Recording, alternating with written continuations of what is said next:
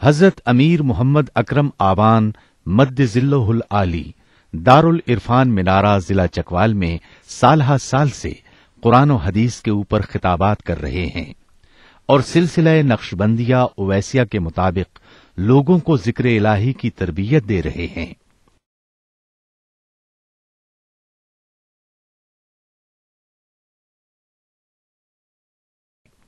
وہ قرآن پاک کی تفسیر ترتیب وار بیان کر رہے ہیں۔ تفسیر قرآن کو وہ موجودہ ملکی اور بین الاقوامی حالات کے مطابق بیان کرتے ہیں۔ موٹر وے سے کلر کہار کے انٹرچینج سے نکلتے ہوئے کلر کہار کی جھیل سے ہوتے ہوئے میانی، بوچھال اور نورپور سے گزرتے ہوئے دارالعرفان منارہ پہنچ سکتے ہیں۔ حضرت امیر محمد اکرم آوان نے بچیوں اور بچوں کی دینی اور دنیاوی تعلیم کے لیے سقارہ اکیڈمی کے نام سے ایک درسگاہ بھی قائم کی ہے۔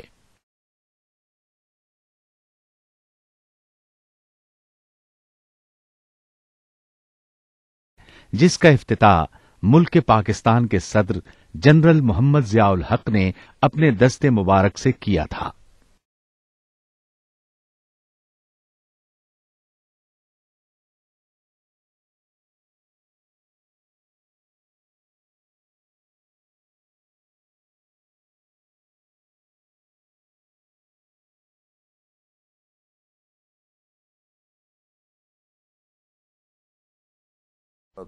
والسلام على حبيبه محمد وآله وصحبه أجمعين۔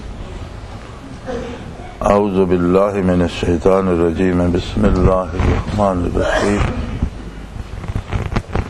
اللهم صل على محمد وعلى آل محمد كما صليت على إبراهيم وعلى آل إبراهيم إنك حميد مجيد۔ اللهم بارك على محمد وعلى آل محمد كما باركت على إبراهيم آل ابراہیم انک حمید مجید۔ عزیزان گرامی، احکام شریعت واضح ہیں اور ان کے اوقات معین ہیں، طریقہ کار معین ہے اور کسی قسم کا کوئی اشتباہ ان میں نہیں ہے۔ اگر کسی کو کہیں کوئی اشتباہ پیدا ہوتا ہے تو وہ اس کے اپنے علم میں نقص ہے یا مزاج میں نقص ہے، اس کے شعور میں یا اس کی سمجھ میں کمی ہے۔ قانون قدرت یہ ہے کہ جتنے بھی انبیاء مبعوث ہوئے، ہر نبی کے ذمے جو کچھ پیغام پہنچانا تھا، جو طریقہ کار عبادات کا، معاشرت کا، اخلاقیات کا، انسانی زندگی کا جو معیار، جو طریقہ کار اللہ کریم نے اسے عطا فرمایا تھا، ایمانیات اللہ اور اس کے فرشتے، آخرت، اللہ کا نبی، کتاب، ایمانیات بھی اور احکام بھی دنیا سے کوئی نبی ایسا تشریف لے کر نہیں گیا جس نے من و عن پورے کے پورے پہنچا نہ دیے۔ کوئی بھی نبی اپنا کام ادھورا چھوڑ کر نہیں گیا۔ یہ الگ بات کہ کسی کی بات پوری قوم نے سنی، کسی کی آدھے لوگوں نے مانی، کسی کی 5-10 نے مانی اور کسی کی بات ایک نے بھی قبول نہیں کی، لیکن انبیاء نے پہنچانے میں کسر نہیں چھوڑی۔ اور نبی تب تک دنیا سے نہیں اٹھتا جب تک وہ اپنا جو اس کے ذمہ دین پہنچانا ہے پورا پہنچا نہیں لیتا۔ یہ قانون ہے قدرت کا۔ آقا نامدار صلی اللہ تعالی علیہ وآلہ آلہ وسلم سب سے آخر میں مبعوث ہوئے، تمام نبیوں کے امام ہیں، سب کے سردار ہیں، ساری انسانیت کی طرف مبعوث ہوئے اور قیامت تک کے لیے جتنی مخلوق آ رہی ہے جا رہی ہے سب کے لیے نبی ہیں۔ محمد الرسول اللہ صلی اللہ علیہ وآلہ وسلم۔ اس لیے آپ نے جو دین سکھایا وہ اتنا معتدل، اتنا صحیح اور اتنا آسان اور اتنا قابل عمل ہے کہ آپ کی بعثت سے لے کر قیامت تک دنیا میں جتنی تبدیلیاں بھی آئیں وہ اپنی جگہ اٹل اور قابل عمل رہے گا۔ آج بھی نبی محمد الرسول اللہ ہیں، کل بھی نبی محمد الرسول اللہ صلی اللہ علیہ وسلم ہی ہوں گے۔ آج بھی دین وہی ہے جو حضور نے سکھایا، کل بھی وہی ہوگا۔ اب اس میں کچھ لوگوں کو اعتراضات ہوتے ہیں، عجیب طرح کے ہوتے ہیں، لیکن ہوتا یہ ہے کہ وہ اعتراض یا خامی دین میں نہیں ہوتی، معترض کے اپنے شعور میں اور اس کی سمجھ میں ہوتی ہے۔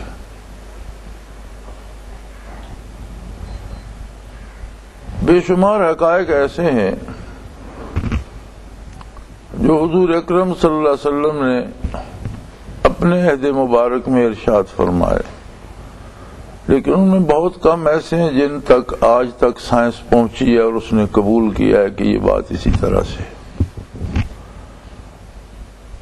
اور ابھی بے شمار ایسی حقیقتیں جہاں تک سائنس پہنچ ہی نہیں سکی۔ تو جہاں تک سائنس نہیں پہنچی، جو سائنس کی سمجھ میں نہیں آتا، وہاں سائنسدان یا اہل سائنس اعتراض کرتے ہیں، لیکن انہیں یہ سمجھ لینا چاہیے کہ دین ایک اٹل حقیقت ہے اور سائنس انسانی دماغ کی اپج ہے۔ آج ایک اصول طے کرتی ہے، کل دوسرا اس کا انکار کر دیتا ہے، وہ اصول بدل جاتا ہے، کل دوسرا ہو جاتا ہے۔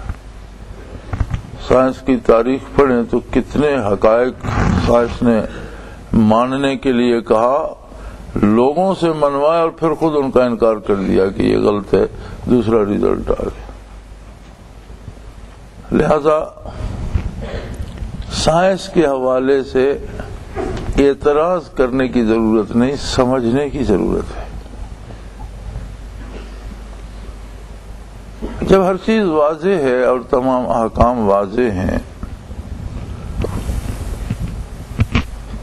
تو ان پر کس طرح سے عمل کرنے میں کوئی آسانی ہو، کیونکہ حق و باطل کا مقابلہ رہتا ہے ہمیشہ،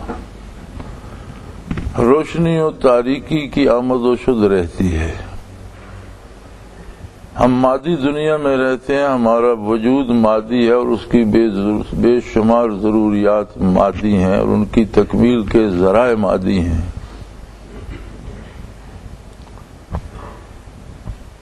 ہم بدن کی سہولتوں کے لیے، بدن کے آرام کے لیے، بدن کی خواہشات کی تکمیل کے لیے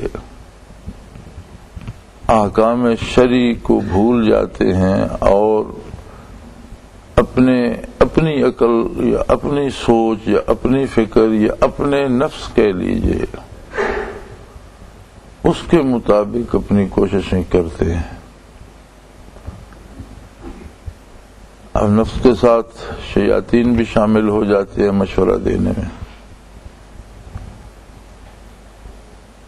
پھر ہم کوشش یہ کرتے ہیں، کچھ تو وہ لوگ ہیں جو کلی طور پر اس طرح نکل گئے، انہوں نے دین کی پرواہ نہیں کی، لیکن ایک طبقہ وہ ہے، بہت بڑا طبقہ مسلمانوں کا وہ ہے جو خود کو دیندار کہلاتا بھی ہے، سمجھتا بھی ہے اور ممکن حد تک نماز روزہ کرنے کی کوشش بھی کرتا ہے، لیکن دیکھا یہ گیا ہے کہ جو خلوص نیت اور جو ہماری کوششوں اور کاوشوں میں خلوص حصول دنیا کے لیے ہوتا ہے وہ دین کے لیے نہیں ہوتا۔ دین کے شعبے میں ہم خانہ پوری کرتے ہیں، داڑھی بڑھا لیتے ہیں، نمازیں پڑھتے ہیں، حج کرتے ہیں، روزے رکھتے ہیں، کوشش کرتے ہیں، لیکن وہ خلوص، وہ درد جس کے لیے ہم حصول دنیا میں کوشاں ہوتے ہیں وہ ادھر نہیں پائے گا۔ اور بہت کم خوش نصیب وہ ہیں جو سارا درد دین پر عمل کرنے میں لگاتے ہیں اور دنیا میں گزارا کرتے ہیں۔ اکثریت ان مسلمانوں کی ہے جو دین میں گزارا کرتے ہیں اور سارا خلوص حصول دنیا میں صرف کرتے ہیں۔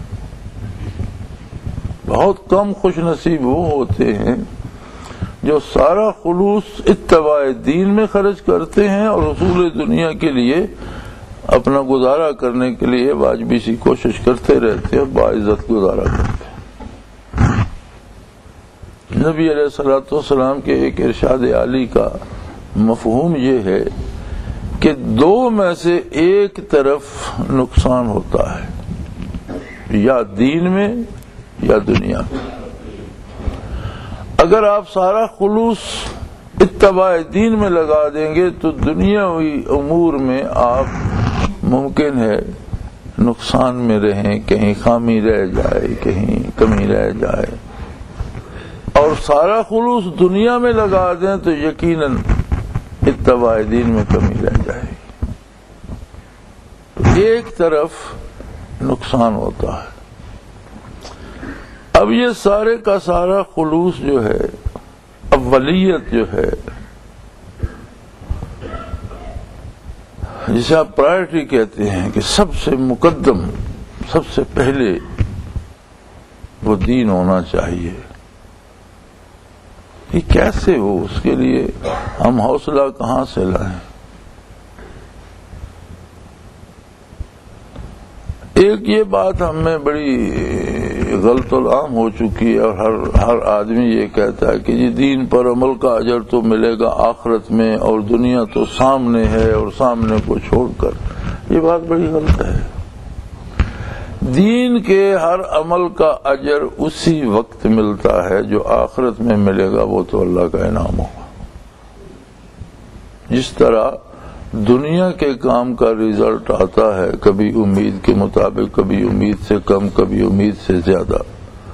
جیسے ہم کھانا کھاتے ہیں، بھوک مٹ جاتی ہے، پانی پیتے ہیں، پیاس مٹ جاتی ہے، فصل بوتے ہیں، فصل نصیب ہوتی ہے، کاروبار کرتے ہیں، پیسہ خرچ کرتے ہیں، پیسہ آتا ہے۔ جس طرح دنیا کا کام ہے، اس میں پھر تھوڑی سی تاخیر اور ڈیلے ہو جاتی ہے، وقت خرچ ہوتا ہے۔ دین کے ہر حکم پر عمل کرنے کا اجر نقد اور فوراً مل جاتا ہے، اور اگر نہیں ملتا تو اس کا مطلب ہے کہ ہم نے دین پر عمل کرنے میں کہیں نیت میں کوتاہی ہے، یا خلوص میں کوتاہی ہے، یا عمل کرنے کا طریقہ صحیح نہیں ہے، اتباع رسالت میں یا سنت کے خلاف کہیں کوئی کمی ہے کہ اس سے ہم پر کوئی اثر نہیں ہوا۔ قرآن حکیم نے بھی بتا دیا متعدد آیات میں، مثلا عبادات کے بارے ہی آپ دیکھ لیں، فرمایا ان الصلاۃ تنہی عن الفحشاء والمنکر۔ ہم نے صلاۃ کو نماز کے ساتھ پابند کر دیا۔ صلاۃ سے مراد عبادت الہیہ، اور ہر حکم کی اطاعت عبادت ہے۔ جس بھی حکم الہی کی اطاعت کی جائے گی وہ عبادت شمار ہوگی۔ تو پہلا انعام جو ملتا ہے اسلام پر عمل کرنے کا، محمد الرسول صلی اللہ علیہ وسلم کا اتباع کرنے کا، جو پہلا انعام ہوتا ہے وہ ہوتا ہے بے حیائی اور برائی سے آدمی بچنے لگتا ہے، بچ جاتا ہے، رک جاتا ہے۔ یہ تو نقد ہوا نا۔ اب اگر ہم رکتے نہیں ہیں تو اس کا مطلب ہے کہ ہم اس اتباع میں کہیں کمی کر رہے ہیں، یا طریقہ کار میں خامی ہے، یا نیت میں کمی ہے، یا خلوص میں کمی ہے، کہیں کچھ مسنگ لنک ہے۔ دین کے ہر عمل کا اجر نقد ملتا ہے۔ ہر تسبیح اپنے ساتھ ایک الگ کیفیت لاتی ہے۔ ہر کلمہ حق، ہر نیک عمل اپنے ساتھ ایک الگ قسم کا لطف اور ایک الگ قسم کا درد اور ایک الگ قسم کی توجہ اللہ لیے ہوئے ہوتا ہے۔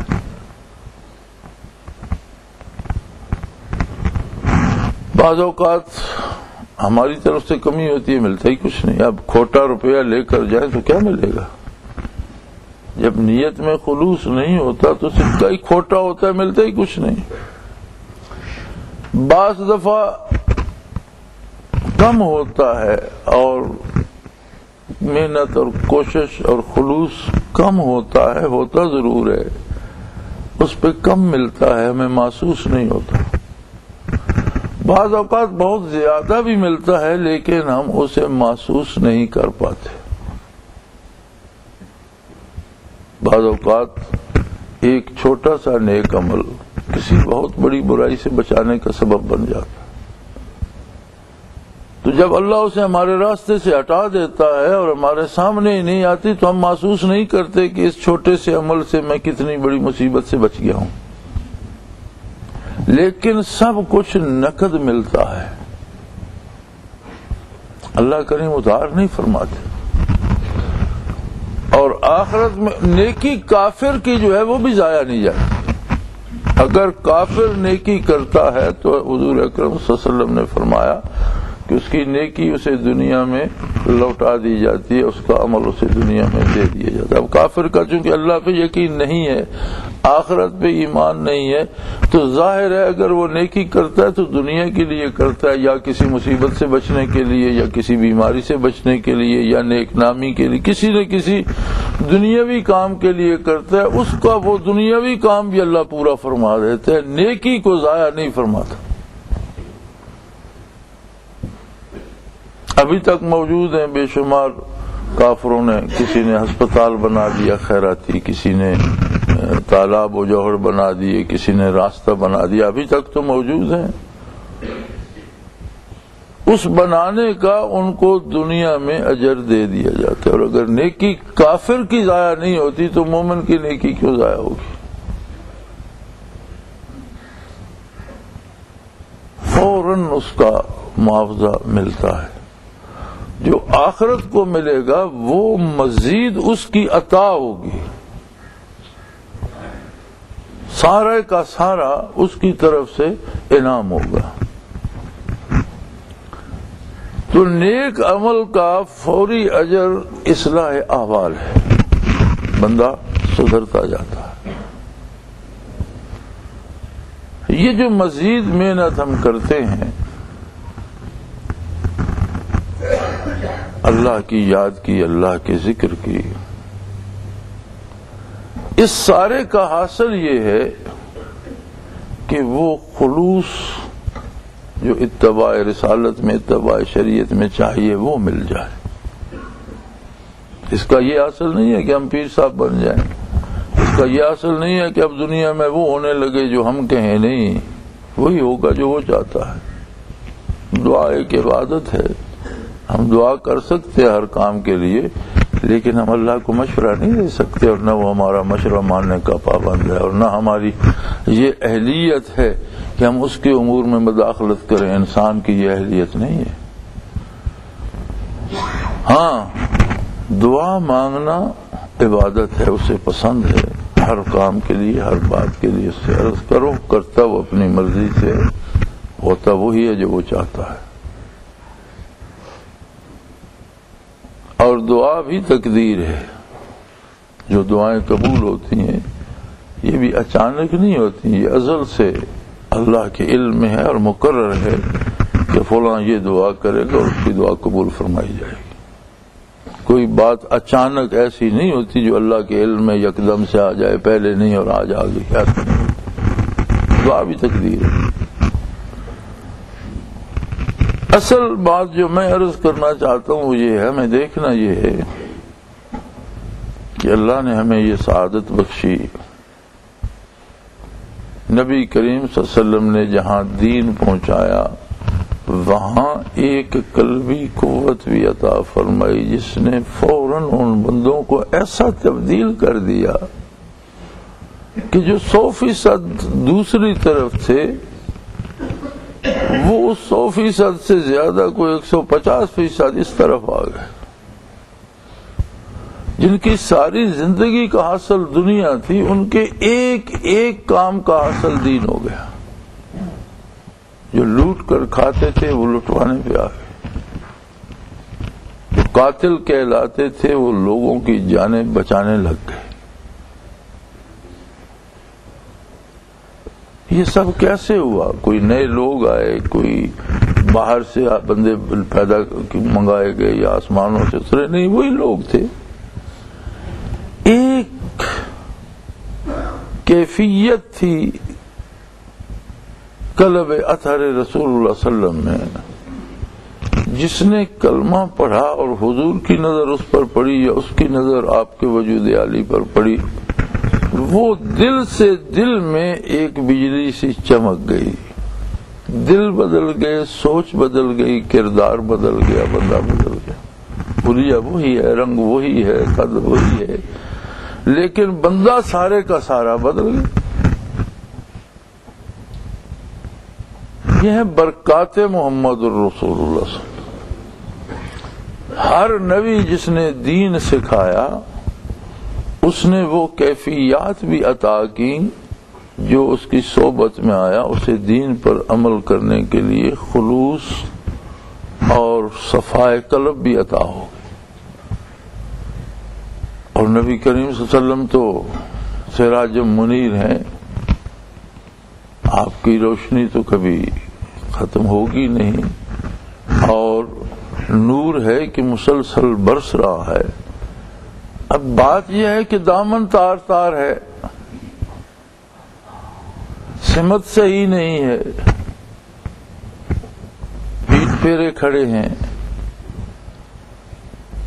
تو یہ جو محنت ہم کرتے ہیں یہ ہے کہ اپنا دامن مرمت ہو جائے، اپنی سمت صحیح ہو جائے، اور ابر کرم کے چند قطرے ہمارے دل میں بھی آ جائیں، وہ کیفیت آ جائے جس سے دین پر عمل کرنا محبوب ہو جائے، وہ کیفیت آ جائے جس سے دین کے خلاف کرنا جو ہے وہ مشکل ہو جائے۔ اب ہمارا امتحان یہ ہے، ہم اپنے خود ہی ممتحن ہیں، خود ہی ایگزامینر ہیں، ہم خود ہی جج ہیں، اور یہی بات قیامت کو ہوگی، فرمایا جائے گا کفا بنفسک الیوم علیک حسیبا، تم اپنے جج خود ہو، یہ تمہارا اعمال نامہ ہے، اور یہ زندگی میں تم نے فیصلے لکھے ہیں کہ مجھے یہ کرنا ہے، یہ نہیں کرنا، یہ تمہارا فیصلہ ہے، اب اس کا نتیجہ بھگتو، اگر حق ہے تو حق ہے، اگر غلط فیصلے لکھے ہیں تو ان کی سزا بھگتو۔ آج بھی ہم اپنے جج آپ ہیں۔ استاد کا کام ہے کہ وہ یکساں خلوص کے ساتھ تمام طالب علموں کو تربیت دے، ایک درد دل کے ساتھ سب کے لیے محنت کرے، ایک جیسی شفقت اور ایک جیسی محبت کے ساتھ سب کو جو وہ دے سکتا ہے وہ دے۔ لیکن طالب سارے کبھی ایک جیسے نہیں ہوتے، ہر ایک کی استعداد الگ ہوتی، اور ہر طالب علم اپنی استعداد کے مطابق حاصل کرتا ہے۔ اس میدان کا ممتحن بھی وہ طالب علم خود ہے، اب اسے خود دیکھنا ہے کہ کل میں کیا تھا، میں نے رات بھی بسر کی، 2 ذکر مجھے رات کو ملے، 2 ذکر مجھے سحری کا ملا، فجر کا ملا، 4 ذکر میں نے استاد کے ساتھ کیے ہیں۔ اب اسے خود اندازہ لگانا ہے کہ اس سے کچھ بگڑا سورا ہے، کوئی تبدیلی میری فکر میں آئی ہے، کوئی میری باتوں میں کوئی تبدیلی، کوئی سچ سے محبت، جھوٹ سے نفرت، کوئی اتباع شریعت سے پیار اور خلاف شریعت سے کچھ ہوا ہے، اور نہیں ہوا تو پھر کیوں نہیں ہوا؟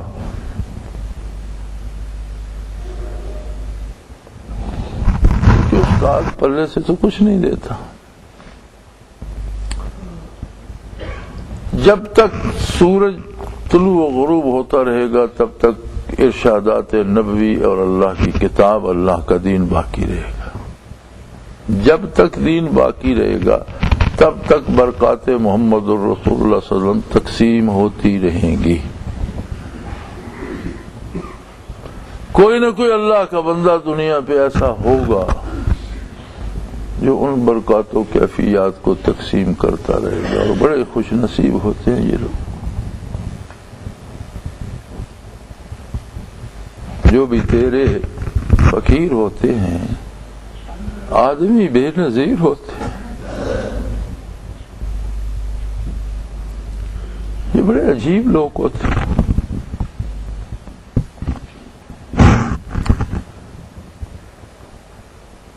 اور ایک بات سب میں ہوتی ہے، اول و آخر، ایک بات سب میں ہوتی ہے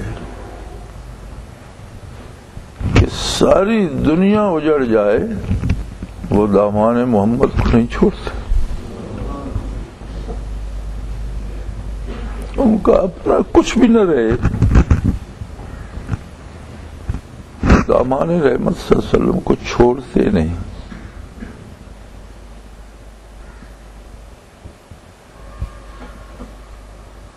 بلکہ چھوڑنے کا سوچ نہیں سکتے،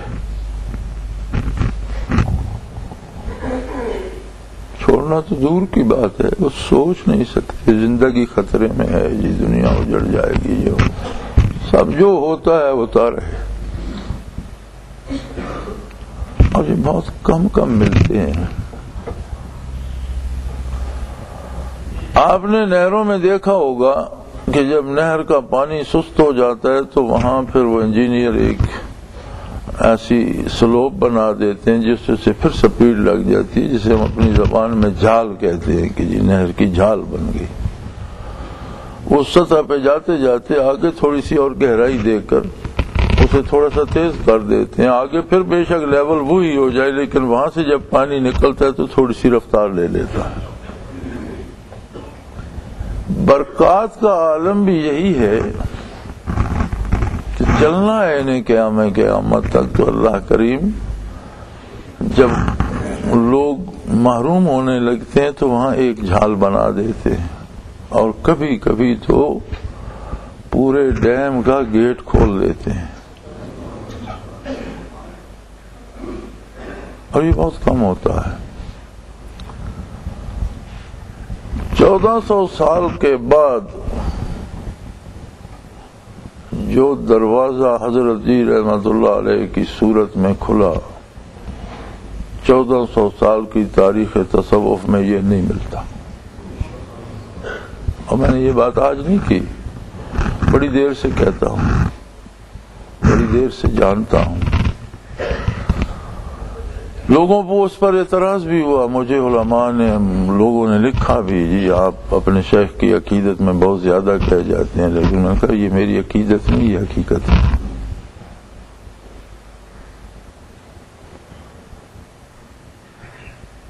نبی کریم صلی اللہ علیہ وسلم کا ارشاد تھا سب سے بہتر زمانہ میرا ہے، پھر اس کے ساتھ کا، پھر اس کے ساتھ کا، صحابہ کا، تابعین کا۔ یہ 3 زمانے جو ہیں انہیں حضور نے خیر القرون فرمایا، خیر القرون کرنی ثم الذین یلونہم ثم الذین یلونہم کما قال رسول اللہ صلی اللہ علیہ وسلم۔ سب سے بہتر زمانہ میرا ہے، پھر میرے ساتھ کا، پھر اس کے ساتھ کا۔ کیا بہتری ہے ان میں؟ عہد نبوی میں مرد، عورت، بچہ، بوڑھا، امیر، غریب، پڑھا لکھا، ان پڑھ، فقیر، جو بھی بارگاہ رسالت میں پہنچا صحابی ہو گیا۔ نابینا تھا، حضور کی نظر کرم پڑ گئی، صحابی ہو گیا۔ عہد صحابہ میں جو بھی صحابی کی خدمت میں پہنچا تابعی ہو گیا۔ تیسرے زمانے میں تابعین میں جو بھی تابعین کی خدمت میں پہنچا تبع تابعی ہو گیا۔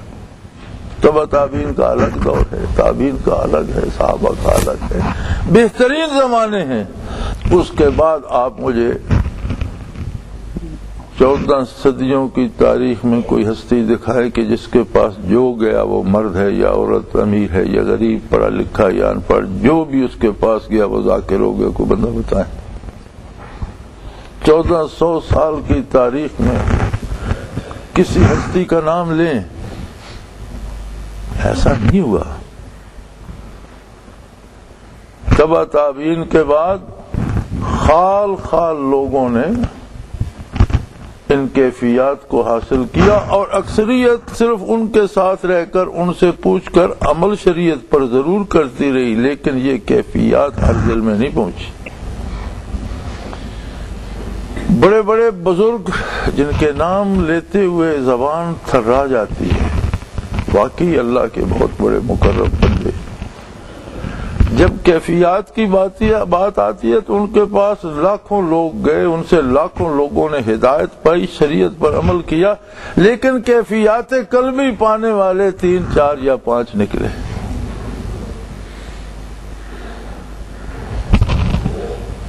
چودہ 1400 سال بعد اللہ کریم نے ایک اتنی بڑی جھال بنائی کہ پھر سے اس کو ایک عام روانی دے دی کہ ہر آنے والا کیفیات پائے، وہ مرد ہے یا عورت، وہ بچہ ہے یا بوڑھا۔ میں نے حضرت رحمت اللہ علیہ کی مسجد میں پانی بھرنے والے کو فنا فی الرسول پایا۔ ہمارے دیہات میں عموماً مساجد میں جو خادم ہوتے ہیں وہ سب سے زیادہ بے نماز ہوتے ہیں، صفائی کی چلے گئے، پانی بھرا چلے گئے، لیکن جو حضرت رحمت اللہ کی مسجد میں پانی بھرا کرتا تھا میں نے اسے بھی فنا فی الرسول پایا۔ جو بھی گیا وہ بدکار تھا، وہ نیک تھا، وہ غریب تھا، وہ امیر تھا، وہ بھلا تھا، وہ برا تھا، جو کچھ تھا پہلے تھا، آپ کے پاس پہنچا تو خالی نہ لوٹا۔ کیا یہ بات کہیں تاریخ تصوف میں تابعین کے بعد ملتی ہے؟ نہیں ملتی، اور یہ معمولی بات نہیں ہے، یہ اس کا اپنا احسان ہے۔ اب یہ ہماری استعداد ہے، ہم اس سے کیا حاصل کرتے ہیں؟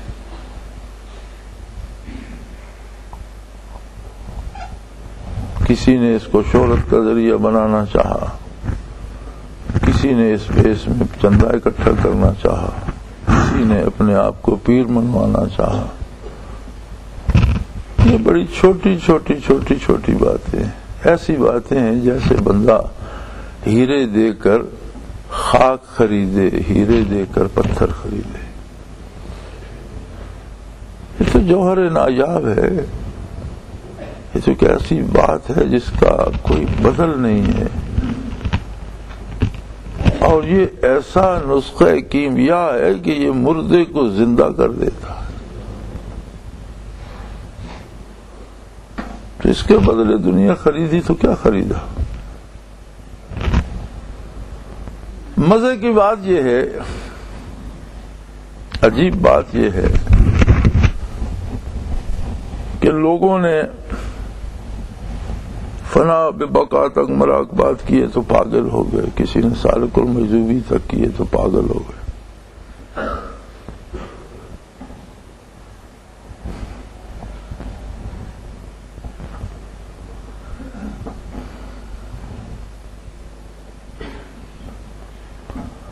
لیکن یہاں یہ جملہ صادق آتا ہے کہ اینجا مردانن دریا حافرو بردن و آروغ نزدن، کہ یہ تو مرد ہیں، سمندر پی گئے اور ڈکار نہیں مارا۔ اینجا مردانن دریا حافرو بردن و آروغ نزدن، یہ تو مردوں کی جگہ ہے، یہاں تو مرد ہے، سمندر پی گئے لیکن ڈکار نہیں مارا۔ حضرت رحمت اللہ علیہ فرمایا کرتے تھے کہ کاش منصور میرے زمانے میں ہوتا تو آن الحق نہ کہتا، میں اسے اور آگے چلا کر لے جاتا۔ ایک جگہ ٹھہر گیا اور وہاں پاگل ہو گیا۔ کوئی ایسا بندہ ہوتا جو اسے اس سے آگے نکال کر لے جاتا تو وہ پاگل نہ ہوتا۔ یہ جو آپ لوگوں نے یہ فنا بقا اور سالک المجذوب کو کھیل سمجھ رکھا ہے، یہ اتنا کھیل نہیں ہے، آسان نہیں ہے۔ صوفیاء میں ایک قانون ہے کہ کوئی شخص کسی کو مراقبہ احدیت کرا دے، اب اس کے بعد اس سے مزید پوچھنا یا کسی کرامت کا مطالبہ جہالت ہے۔ اتنا بڑا کام ہے۔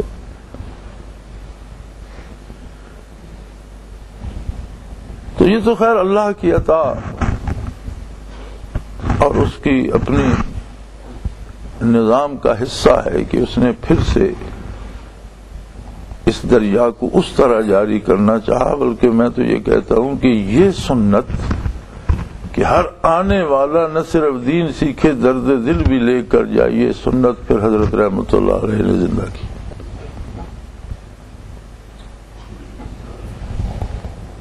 اب اس کے بعد ہمیں اپنے آپ کو دیکھنا ہے کہ میرے کاموں میں کتنا خلوص ہے۔ دنیا میں آگ لگی ہوئی ہے، میری وجہ سے کتنا امن ہوتا ہے۔ لوگ ایک دوسرے کے گلے کاٹ رہے ہیں، میں کتنوں کے مسائل سلجھا سکتا ہوں۔ لوگ ایک دوسرے کو لوٹ رہے ہیں، میں کتنوں کی اصلاح کر سکتا ہوں۔ جہاں پہلے دہشت گردی ہو رہی ہے وہاں 10 دہشت گرد مزید پیدا کر دینا کوئی کمال نہیں ہے، اسلام نہیں ہے۔ عملی زندگی میں اسلام تو جانور تک کو حقوق دیتا ہے، پرندوں تک کو حقوق دیتا ہے، کافر کو بھی انسانی حقوق دیتا ہے، چہ جا کے دونوں کلمہ گو ایک دوسرے کو قتل کرنے لگ جائے۔ اسلام تو دنیا کو امن کا گہوارہ دیکھنا چاہتا ہے۔ تو میرے بھائی، میری گزارش یہ ہے کہ ان اجتماعات کو رسمی نہ سمجھو، وہ بات گئی جو حضرت کے ساتھ تھی۔ کبھی شاید یہ بھی نہ رہے گی جو آج ہمارے ساتھ ہے۔ قانون فطرت ہے کہ دریا جو آگے چلتے ہیں تو ان میں کمی آتی جاتی ہے، پھر کبھی جب چاہتا ہے کوئی نیا چشمہ اٹھا دیتا۔ اب وہ بات تو نہیں مل سکتی جو حضرت جی کے عہد میں تھی۔ بہرحال اللہ کا احسان ہے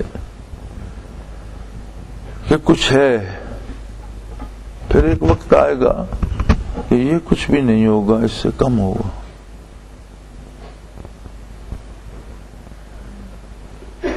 تو میری گزارش یہ ہے کہ اپنا محاسبہ کیا کرو۔ ہمارے کل اور ہمارے آج میں فرق ہونا چاہیے۔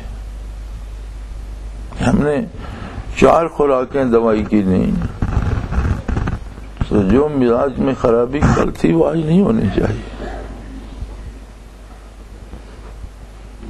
یہ نہ دیکھو لوگ کیا کر رہے ہیں اور لوگ کیا کہتے ہیں۔ دین کے لیے سب سے بڑی رکاوٹ یہ ہے کہ میں یہ کروں گا تو لوگ کیا کہیں گے۔ لوگوں نے آپ کا نہ حساب لینا ہے، نہ لوگ آپ کو روزی دے رہے ہیں، نہ لوگ آپ کے جسم و جان کے مالک ہیں۔ صرف یہ دیکھو کہ میرا اللہ اور میرا حبیب صلی اللہ علیہ وسلم کیا فرمائیں گے۔ ہر کام اس نظر سے کرو کہ شریعت مطہرہ میں اس کی حیثیت کیا ہے۔ لوگ کیا کہتے ہیں، لوگوں کو کہنے دو، کیا بگڑے گا۔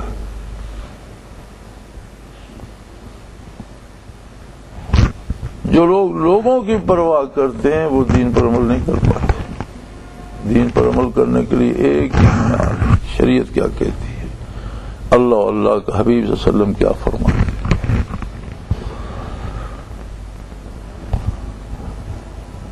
حتی الامکان میری یہ کوشش ہوتی ہے کہ ہر ساتھی تک جو برکات پہنچ سکیں وہ ضرور پہنچیں۔ یہ اللہ کا احسان ہے۔ مجھے نہیں پتا ہوتا کہ کس بندے نے لنگر میں کیا دیا ہے، مجھے نہیں پتا ہوتا کہ کون میرے لیے دوائی لے آیا ہے، کس بندے نے مجھے کپڑوں کا جوڑا بھیج دیا ہے، کس نے جوتے، مجھے کوئی پتہ نہیں ہوتا اور نہ میں پتہ کرنا چاہتا ہوں۔ نہ میں کسی کی امیری غریبی یا کسی کی بزرگی اور اس کی فقیری یا کوئی بڑا عہدیدار ہے اور کام ہے، یہ چیزیں کوئی حیثیت نہیں رکھتی. جو بھی آتا ہے اسے میں اللہ کا طالب سمجھتا ہوں اور اپنی طرف سے پورے خلوص کے ساتھ اس کے لیے محنت کرتا ہوں.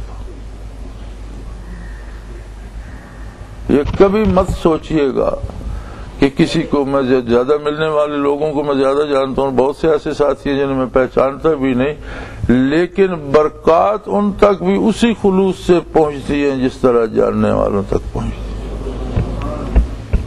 ہے. کبھی مت سوچئے گا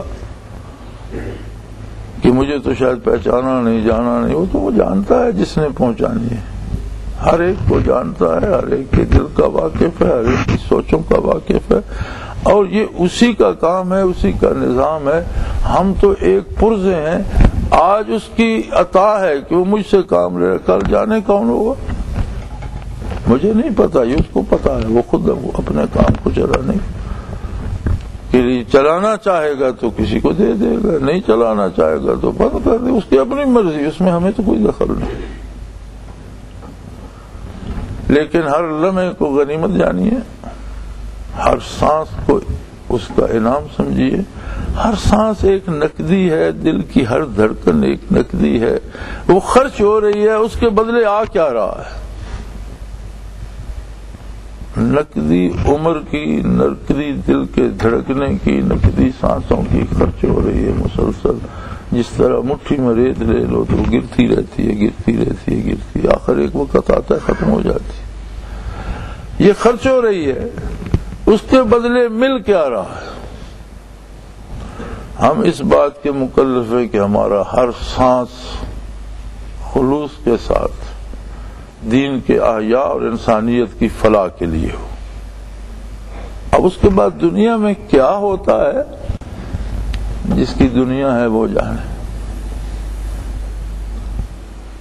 ہم کچھ کرنے کے مکلف نہیں ہیں کہ ہم زمانے کو بدل دیں اور وہاں سے یہ کر دیں اور وہاں سے یہ تو وہ خود کر رہا ہے. وہ خود جانتا ہے لوگ کیا ہیں، ان کے ساتھ کیا کرنا ہے. اسے پتا ہے کس کو کس حال میں رکھنا ہے.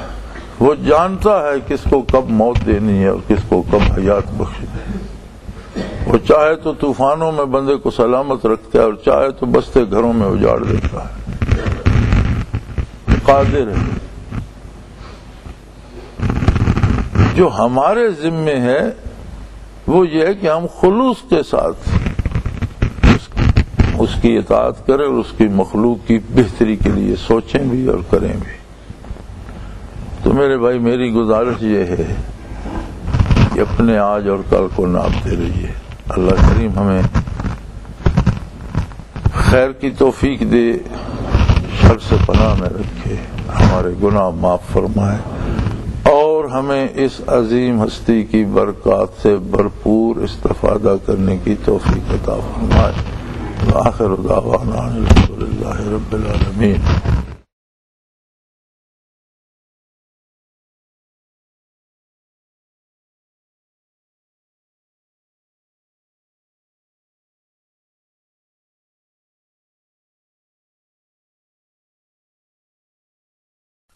وہ تمام احباب جو اسلام کی طلب رکھتے ہیں ان سے گزارش ہے کہ دارالعرفان منارہ ضلع چکوال میں امیر محمد اکرم آوان صاحب کے خطابات سے مستفید ہوں. وہ ہر جمعے کو نماز سے پہلے بیان فرماتے ہیں. ہر ماہ کی پہلی اتوار کو ماہانہ اجتماع ہوتا ہے جس میں آپ خصوصی خطاب فرماتے ہیں اور پاکستان کے چاروں صوبوں سے احباب اس اجتماع میں شرکت کرتے ہیں. اس کے علاوہ یہاں سال میں 2 مرکزی اجتماعات بھی ہوتے ہیں. ایک رمضان المبارک میں اعتکاف کا اجتماع اور دوسرا جولائی اور اگست میں 40 دن کا اجتماع ہوتا ہے جس میں روحانی تربیت کی جاتی ہے. اپنا خون سیماب دے کر اتنا ہم کر جائیں گے، نام آقا کا چمن میں پھر رقم کر جائیں گے.